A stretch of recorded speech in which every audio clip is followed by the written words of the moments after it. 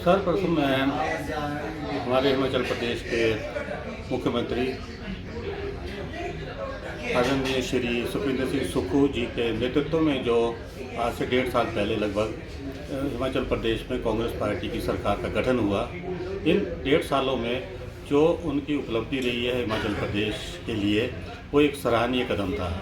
उन्होंने जो वायदे चुनाव के टाइम किए थे, वो स्टेप बाय स्टेप वो उनको अमली जामा पहना रहे हैं और आने वाले समय में मैं समझता हूँ कि हिमाचल प्रदेश में कांग्रेस पार्टी की सरकार पूरे अपने वायदों को पूरा करके अगले चुनाव में उतरेगी। आज लोकसभा के चुनाव हमारे आजकल चले हुए हैं। इसमें हमने हिमाचल प्रदेश की जो वास्तविक स्थिति है, हिमाचल प्रदेश के जो यहाँ की स्थिति, अलग अलग स्थिति है, डेवलपमेंट की स्थिति है, यहाँ के जो प्राकृतिक और दूसरी कई प्रकार के जो यहाँ के प्रॉब्लम्स है, उनको सुलझाने के लिए इनका एक विजन जो दिख रहा है वो एक सराहनीय है। आने वाले समय में मैं समझता हूँ कि जो हमारी दूसरी गारंटियाँ भी वो भी हिमाचल प्रदेश में पूरी होंगी।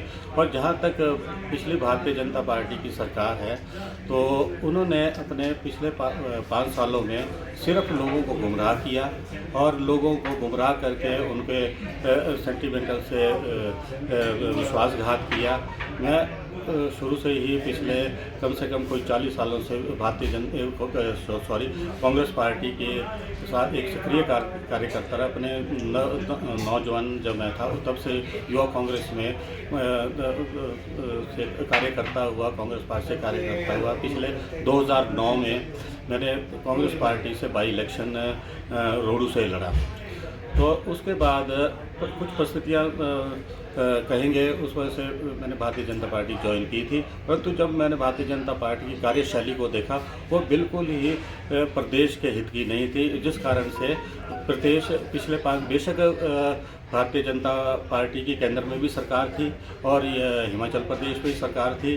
जो हमारे यहाँ के जिला शिमला के जो यहाँ के मंत्री थे, उन्होंने सिर्फ कुछ क्षेत्रों का अपने यहाँ पर ध्यान रखा, परंतु मंत्री होते हुए उन्होंने ना ही जिला का ध्यान रखा, ना ही उन्होंने प्रदेश का ध्यान रखा। वो सिर्फ एक सक्रिय राजनीति के तहत एक मंत्री के पद पर काम करते रहे और उन्होंने पूरी हमें भी जिस उद्देश्य से हम बीजेपी में गए थे, उस उद्देश्य का हमारा मकसद था कि भी रोडू का विकास हो, रोडू की उन्नति हो।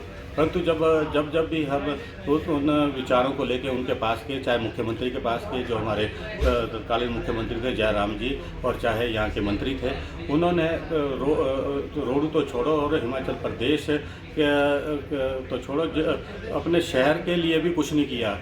पिछले चुनावों में मैंने कई प्रेस कॉन्फ्रेंस दिखाया यहाँ की, बेशक यहाँ पर स्मार्ट सिटी घोषित हुई थी शिमला, परंतु शिमला की स्थिति जो थी, सड़कें जो थी, जो अंदर की सड़कें थी, उनके बुरे हाल थे। पता नहीं जो स्मार्ट सिटी का जो केंद्र सरकार से स्मार्ट सिटी यहाँ पर मिली थी, उसका पैसा कहाँ गया। और शिमला शहर की स्थिति को कहीं से भी नज़र नहीं आती कि भी वो स्मार्ट सिटी हो।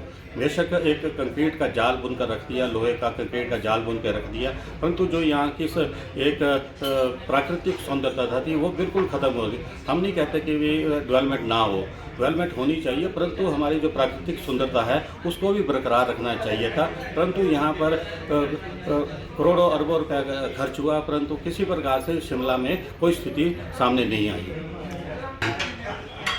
क्योंकि जो वर्तमान मुख्यमंत्री हैं हमारे सुखविंदर सुक्खू जी, वो एक ग्रास रूट से ऊपर उठ के आए हुए हैं। उन्होंने कॉलेज से ऊपर उठ के NSUI, यूथ कांग्रेस से उठकर वो ग्रास रूट से वो हर आदमी की, हर निचले स्तर के लोगों की प्रॉब्लम को जानते हैं।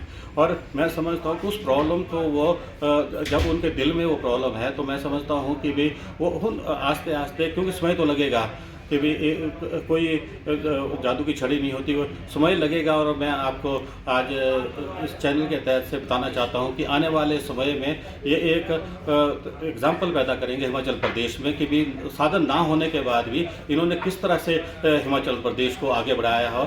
जहाँ तक लोकसभा के चुनाव है अभी आने वाले, और विधानसभा के चुनाव जो बाई इलेक्शन हो रहे हैं, उसमें हम निश्चित तौर पर इन आदरणीय श्री सुखविंदर सिंह सुक्खू के नेतृत्व में बहुत अच्छी जीत हासिल करेंगे और हिमाचल प्रदेश को एक सशक्त सरकार आगे देंगे। जैसे कि भारतीय जनता पार्टी बोलती है कि भाई यहाँ के जो विपक्ष के नेता है, पूर्व मुख्यमंत्री है, कि भी 4 के बाद बीजेपी की सरकार आएगी और लोकसभा में भी आएगी, यहाँ फिर आएगी, वो अपने मुंगेरी लाल के सपने देखना छोड़ दें।